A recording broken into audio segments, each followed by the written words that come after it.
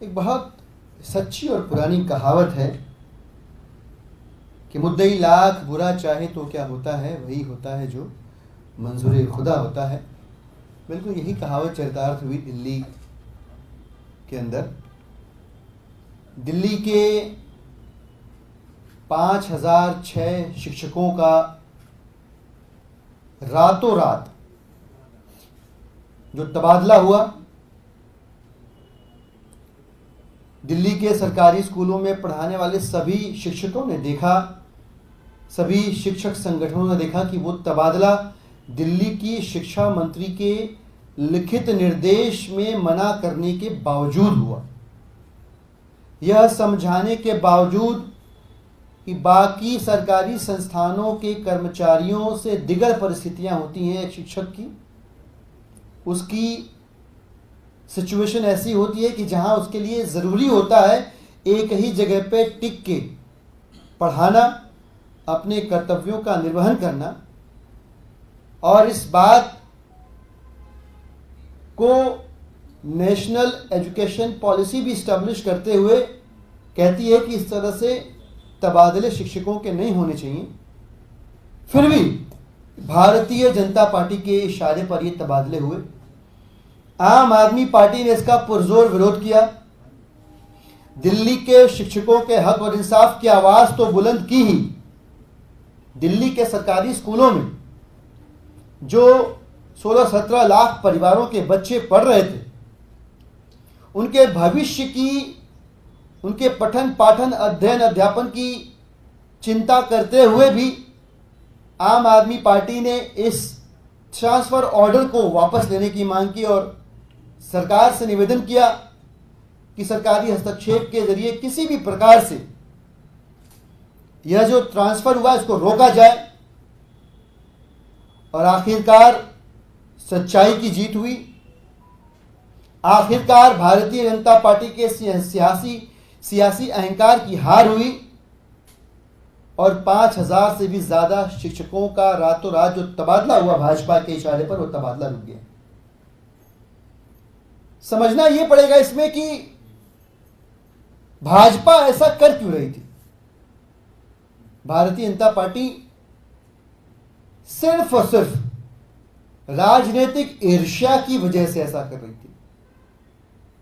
आप आंखें खोलकर भाजपा शासित राज्यों में स्कूलों की दशा देख लीजिए। बिल्डिंगें नहीं है, बिल्डिंग है तो टीचर नहीं है, टीचर है तो बच्चे नहीं है, बच्चे हैं तो पढ़ाई नहीं होती। ऐसी बुरी हालत है भाजपा शासित राज्यों में स्कूलों की कि जब भाजपा ने देखा कि दिल्ली में अरविंद केजरीवाल जी के दिशा निर्देशन में मनीष सिसोदिया जी ने दिल्ली के अंदर एक क्रांतिकारी एजुकेशन मॉडल को इंट्रोड्यूस नहीं किया, बल्कि सिर्फ इंट्रोड्यूस करने तक नहीं रुके बल्कि उसको इंप्लीमेंट भी करवाए, तो भारतीय जनता पार्टी को यह खूबसूरत सच अच्छा नहीं लगा। उन्हें मालूम था, उनको पता था कि गवर्नमेंट पॉलिसीज के अलावा और एसएमसी पेरेंट टीचर कोऑर्डिनेशन के अलावा जो तीसरी सबसे मजबूत रीढ़ की हड्डी है इस क्रांतिकारी एजुकेशन मॉडल की, वो टीचर्स हैं। और उनका हौसला अगर पस्त किया जाए, उनकी डिग्निटी पे प्रहार किया जाए, तो इस एजुकेशन मॉडल को ध्वस्त कर सकते हैं। इसी बात को ध्यान में रख के भाजपा ने एलजी साहब के जरिए रातों रात ये तबादला करवाया। लेकिन शिक्षक समुदाय की एकजुटता, दिल्ली की सरकार के लगातार हस्तक्षेपों की वजह से यह ट्रांसफर रुका।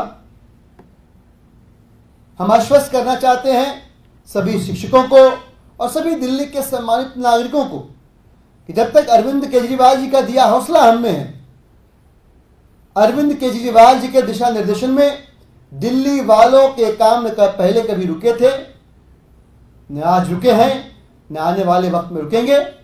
और भाजपा से हम कहना चाहते हैं कि अपने सियासी अहंकार की भट्टी में बच्चों के भविष्य को झोंकने की बजाय राजनीतिक ईर्ष्यावश जो कुछ भी आप हासिल करने की कोशिश कर रहे थे, ये करने के बजाय अगर आप जहां आपकी सरकारें हैं वहां के सरकारी स्कूलों को बेहतर कर लो, चाहे भले ही हमसे पूछ लो, हमसे समझ लो, हमसे राय मशवरा कर लो, हमसे कंसल्ट कर लो, बट उन्हें बेहतर कर लोगे तो खुद ब खुद आपके अंदर की ईर्ष्या शांत हो जाएगी और वहां के भी बच्चों का भविष्य दिल्ली के सरकारी स्कूलों में पढ़ने वाले बच्चों के भविष्य की तरह सुरक्षित हो जाएगा। एक बात।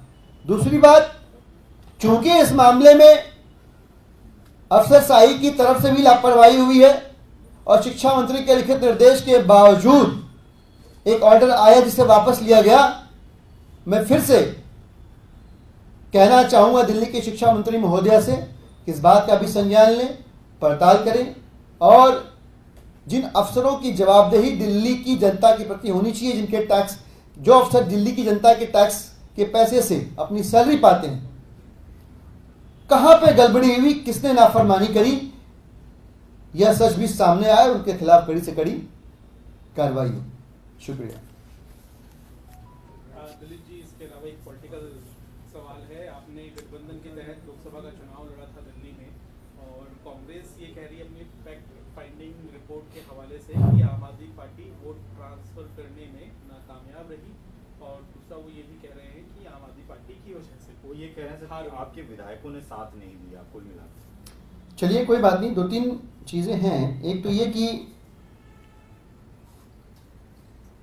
कैसे हमको करना चाहिए राजनीति, मुझे लगता है कि बेहतर ये होता है कि बीती ताही बिसारी है, आगे की सुध ले।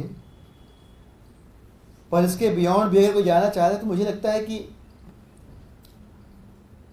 हम जब किसी और की तरफ एक उंगली करते हैं तो कहा जाता है ना कि 3 उंगलियां अपनी तरफ आती हैं।